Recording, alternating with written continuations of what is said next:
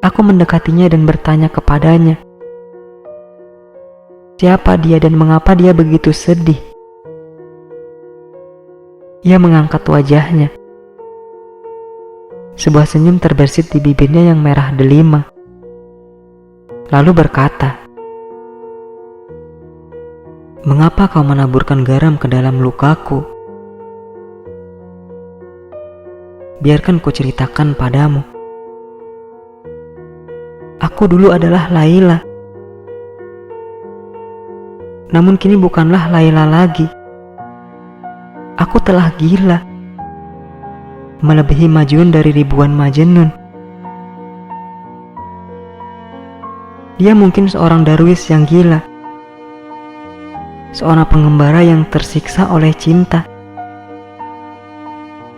Tapi percayalah padaku, penderitaanku jauh lebih berat.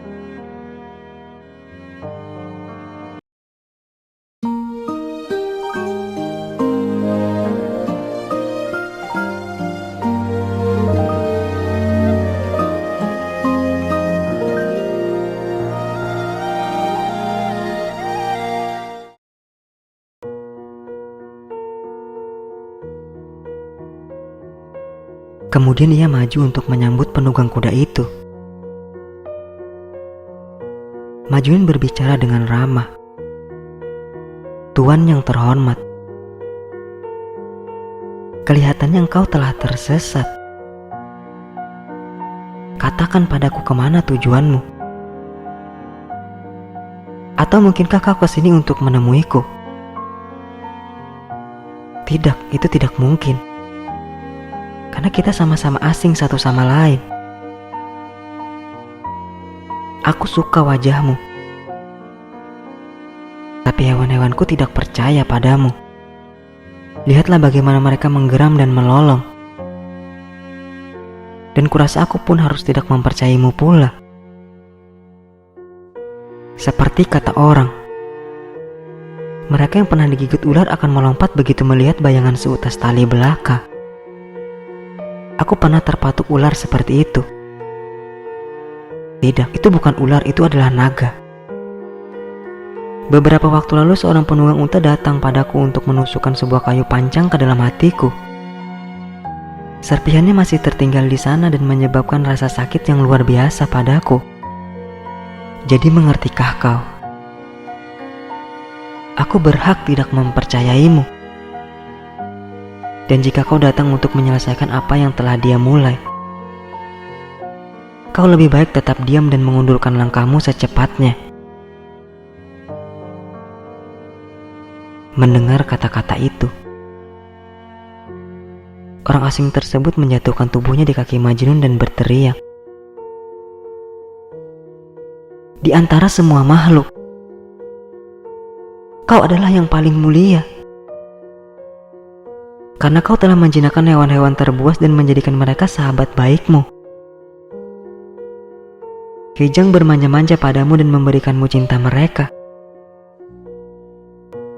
Harimau menggosokkan tubuhnya padamu dengan perhatian dan kasih sayang. Singa bermain-main denganmu seolah-olah mereka kucing betina yang dibeli di pasar. Mengapa kau dan hewan-hewanmu harus takut pada orang tua rentas seperti aku? Aku tidak akan menyakitimu. Aku datang ke sini membawa pesan dari kekasihmu. Ini adalah pesan rahasia. Sebuah pesan yang tidak pernah dibawa oleh seorang pun sebelumnya. Ini dari dia untukmu. Dan hanya untukmu sendiri. Jika kau masih ingin aku tetap diam dan mengundurkan langkahku, maka baiklah. Tapi kupikir kau lebih baik membiarkan aku bicara." Kata-kata itu tak disangka oleh Majnun. Hatinya tiba-tiba dipenuhi harapan. Majnun mencengkram bahu orang tua itu dan berkata, "Demi kasih sayang Tuhan, bicaralah orang tua. Bicaralah cepat dan keluarkan aku dari kesedihan ini." Orang tua itu melanjutkan, "Aku tahu bahwa takdir telah kejam kepadamu. Namun pertama-tama biarkan aku menceritakan padamu apa yang telah terjadi padaku. Beberapa hari yang lalu tidak sengaja aku melewati sebuah perkemahan di dekat sebuah taman. Sebuah hutan kecil yang teduh dengan sungai, bunga-bunga dan pepohonan palem yang tinggi. Aku berjalan berkeliling untuk beberapa lama. Sampai kemudian aku melihat seseorang duduk sendiri, hampir tertutupi sepenuhnya oleh dedaunan. Aku katakan seseorang. Pada kenyataannya aku pikir aku telah berjumpa dengan sebuah bintang yang telah jatuh dari surga. Taman itu terlihat bagaikan sungai di surga. Dan dia adalah salah satu bidadari yang dijanjikan bagi orang-orang yang beriman. Pada saat itu sebuah sungai kecil yang jernih sedang mengalir membelah taman oase itu. Bagaikan sungai susu dan madu yang mengalir di sungai. Namun ketika sosok cantik itu mulai berbicara, kata-kata yang mengalir di bibirnya begitu manis dan indahnya hingga sungai kecil itu menjadi tenang. Berhenti beriak dan bergemercik, seolah-olah tunduk pada untaian kata-kata gadis itu.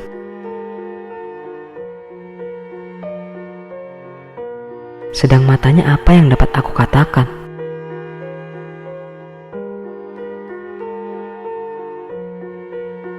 Bahkan seekor singa buas pun akan segera jatuh tidak sadarkan diri begitu menatap mata indah gadis itu.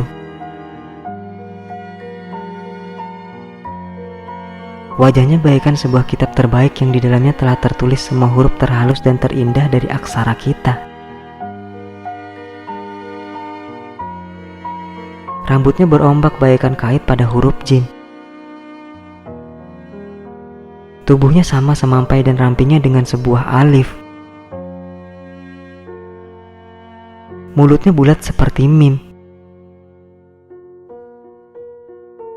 Ya, jika kau merangkai ketiga huruf itu bersama, mereka akan berbunyi jam, cawan piala. Dan memang seperti itulah dia. Cawan piala kristal yang tak ternilai yang menggambarkan rahasia dari alam semesta. Matanya bagaikan bunga narsis yang merekah di mulut sungai. Lihat ke dalamnya dan kau akan dapat melihat mimpi-mimpinya.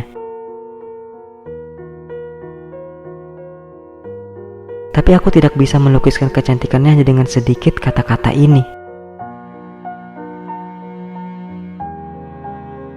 Karena kecantikannya bagaikan cahaya kehidupan.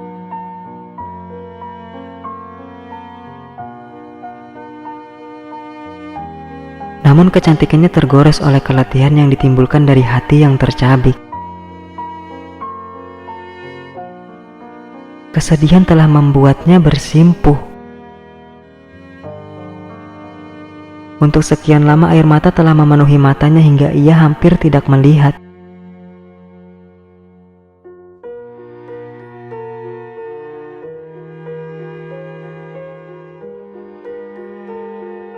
Orang tua itu menarik nafas panjang, menghapus air mata yang menggenangi matanya dan melanjutkan,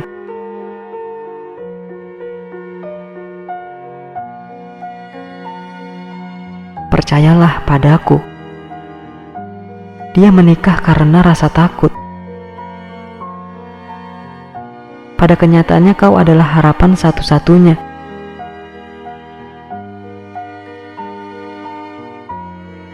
Ketika dia bicara, air mata menggenangi matanya. Air mata itu ibarat awan yang menghalangi cahaya matahari.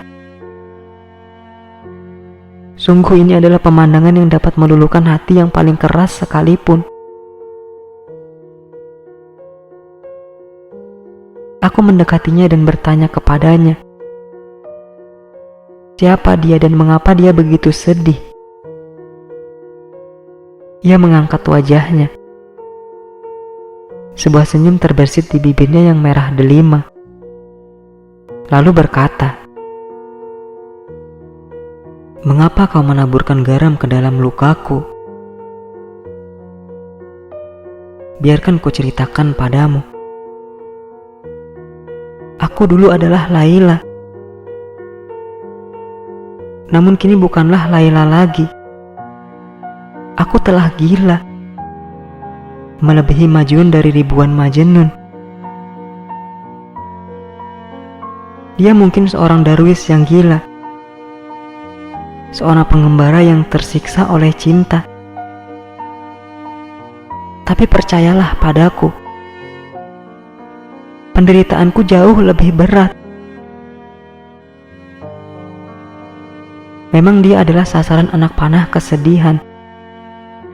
Namun aku pun demikian. Dan dia adalah seorang laki-laki. Sementara aku adalah seorang perempuan. Dia merdeka dan dapat menceritakan kepedihannya kepada gunung-gunung. Dia dapat pergi kemanapun yang dia inginkan. Dia dapat menjerit, berteriak, dan menyatakan perasaannya yang terdalam dalam syair-syairnya. Tapi apa yang dapat kulakukan? Aku adalah tawanan, dan aku tidak dapat melakukan apapun. Aku tidak punya seorang pun untuk diajak bicara. Seseorang yang dapat aku percaya. Jika aku membuka hatiku kepada mereka yang ada di sekitarku, celaanlah yang akan menjadi imbalanku. Madu berubah menjadi racun di mulutku, dan apapun yang kusentuh berubah menjadi abu. Siapakah yang paham mengenai apa yang kurasakan? Siapakah yang tahu seperti apa penderitaanku? Aku memasang wajah yang tabah menghadapi itu semua, menutupi penderitaanku dengan cadar tipis senyuman dan tawa.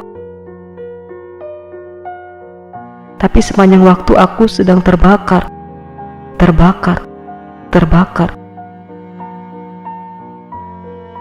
Cinta berteriak di dalam hatiku, larilah selagi kau bisa.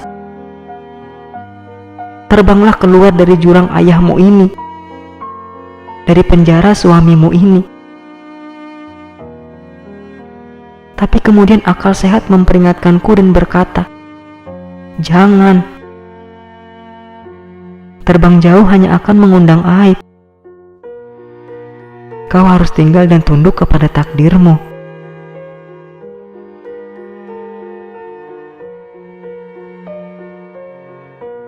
Seorang perempuan dapat menaklukkan seorang kesatria dan menggantungkan pedang kematian di atas kepalanya. Namun walau bagaimanapun ia tetap seorang perempuan. Tertindas dan tak bisa bertindak sesuai kehendaknya. Seorang perempuan mungkin dapat menjadi haus darah dan menunjukkan keberanian seekor singa. Namun demi kehormatan dan martabat, dia harus berkelakuan sesuai sifat dasarnya seperti yang diharapkan orang-orang.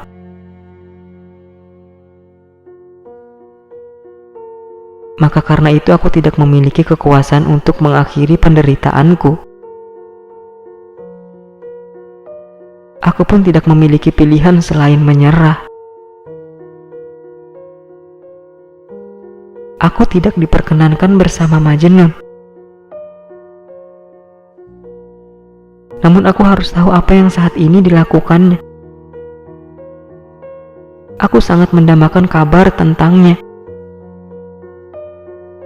Bagaimana dia menjalani hari-harinya dan di mana ia membaringkan kepalanya di malam hari. Apa saja yang ia kerjakan ketika mengarungi padang pasir. Dan siapa yang menemaninya? Itu pun jika memang ada yang menemaninya. Apa saja yang dia katakan dan apa yang dipikirkannya? Jika kau tahu semua tentang dia, hai orang asing, ceritakan padaku sekarang.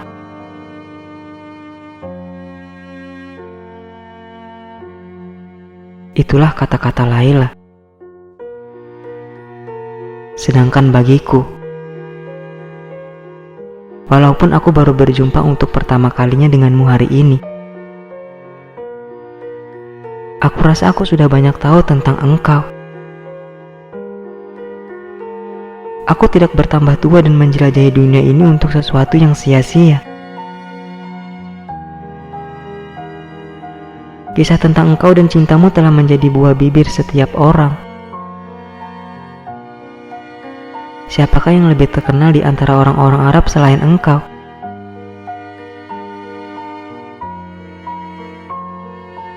Betapa aneh dan kejamnya itu. Seluruh dunia tahu tentang engkau. Namun Laila sendiri tidak diizinkan untuk mendengar kabar tentangmu. Itulah sebabnya aku tinggal dengannya sebentar untuk membicarakan engkau. Dan percayalah padaku, kata-kataku sangat memberikan pengaruh kepadanya. Dengan perlahan dan penuh ketulusan, aku pun mulai menceritakan tentang hidupmu kepadanya. Aku mengatakan kepadanya,